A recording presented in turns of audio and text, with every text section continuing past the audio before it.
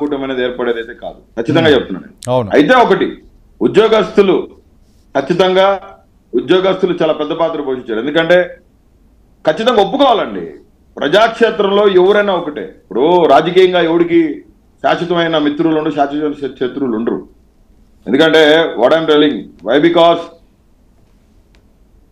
ఉద్యోగస్తుల విషయంలో తప్పిదం జరిగిందని ఖచ్చితంగా నేనైతే చెప్పదలుచుకున్నాను.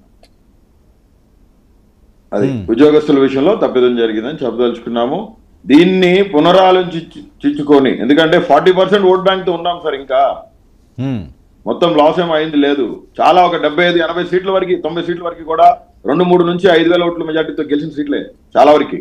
అట్లా అని డిగ్రేడ్ చేసి చెప్పేది ఏం లేదు, హ్యూజ్ మెజారిటీతో గెలిచారు. నారా లోకేష్ గారు 90,000 ఓట్ల మెజార్టీతో గెలవడం జరిగింది. పవన్ కళ్యాణ్ గారు 95,000 ఓట్ల మెజార్టీతో గెలవడం జరిగింది. చంద్రబాబు నాయుడు గారు కూడా 25,000-30,000 ఓట్లతో గెలవడం జరిగింది. విశాఖపట్నం భరత్ కి 5 lakhs వచ్చింది. మళ్ళీ బాలకృష్ణ గారికి కూడా మంచి మెజారిటీ వచ్చింది.